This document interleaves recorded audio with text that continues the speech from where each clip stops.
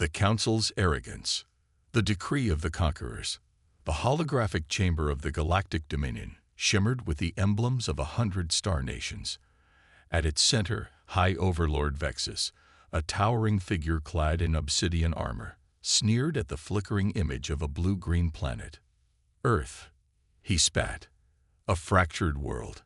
No shields, no warp drives. They still burned fossil fuels. Laughter rippled through the assembly. The scientist who knew too much. On the edge of the solar system, Dr. Leora Kale adjusted the sensors of her deep space observatory. Her AI companion, Iris, beeped urgently. Anomaly detected. 200 unidentified vessels crossing the Kuiper Belt. Leora's blood turned to ice. They're not ours. The Shadow Fleet's secret. Beneath the sands of the Sahara, a dormant AI stirred. Protocol. Eclipse activated. It intoned. Across hidden bunkers, cryopods hissed open. Among them, Commander Jace Forden gasped awake, his last memory from 2087, the year humanity pretended to abandon space warfare. The trap is set. As Vexus's scouts reached Mars, their sensors flickered. No threats detected, they reported.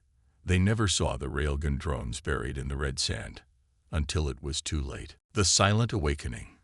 The ghost ships rise. Above Earth's moon, space rippled. One by one, cloaked vessels emerged, sleek, black, and utterly silent. The Shadow Fleet, humanity's best-kept secret, was online. Jace Vorden's reckoning. Jace staggered to the command center, his muscles screaming from decades of cryosleep. A hologram of Admiral Rin flickered to life. Vorden, the aliens think we're prey. Show them we're wolves. First strike. Near Jupiter, Vexus' lead cruiser vaporized as a human torpedo struck its core. No warning, no demands, just vengeance. First blood in the void. The ambush at Jupiter. The alien fleet had expected silence. Instead, they found fire. Commander Jace Vorden's ship, the Dusk Razor, lurked in the shadow of Jupiter's crimson storm. His tactical screen lit up with red markers. 50 enemy cruisers, sleek and predatory, gliding toward Earth. All ships, lock targets, Jace ordered. Fire on my mark. The first volley of plasma torpedoes streaked through the void. 3 alien vessels erupted into molten debris. A message in blood. On the bridge of the alien flagship, Warlord Krax snarled as his holographic display flickered with damage reports. Impossible. These are primitive humans.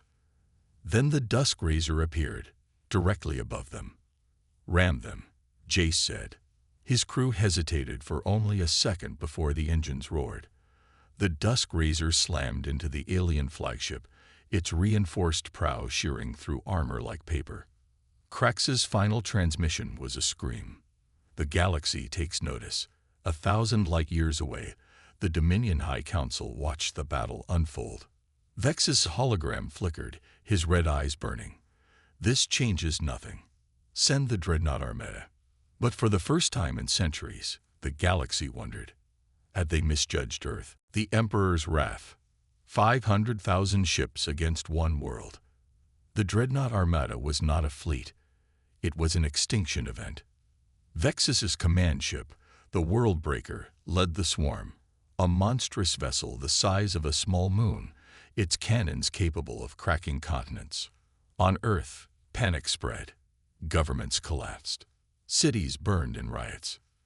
Then Dr. Leora Kale made her move. The Ark Foundry awakens.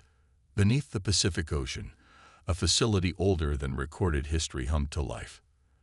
The Ark Foundry was not just a shipyard, it was a weapon. Leora stood in its control room, her fingers flying over holographic keys. Iris, initiate Project Titanfall. Machines that had slept for millennia began to build. The weakness in the beast. Leora's research had uncovered something terrifying. The alien ships relied on quantum-linked shields, and she knew how to break them. The battle for Sol, the last line of defense. The dreadnought Armada crossed the orbit of Mars, their weapons charging. Earth's remaining ships, patched-together freighters, retrofitted colony vessels, and the last of the Shadow Fleet, formed a desperate blockade near Saturn. Commander Jace Vorden stood on the bridge of his new flagship, the Dawn's Revenge, its hull still scorched from the battle at Jupiter. His voice was calm over the fleet-wide comms. Today, we remind the galaxy what humans do when cornered. The sacrifice of the Valkyrie. The first wave of alien ships opened fire. Human vessels died in seconds, but not before Lieutenant Mara Voss steered her crippled destroyer, the Valkyrie, straight into the path of a dreadnought's main cannon. The explosion blinded sensors across the system. When the light faded, the dreadnought was gone. The civilians joined the fight. Across Earth, civilian ships, mining barges, orbital tugs, even salvaged alien wreckage, launched into the fray. A former cargo hauler, the Big Iron, rammed a cruiser at full thrust.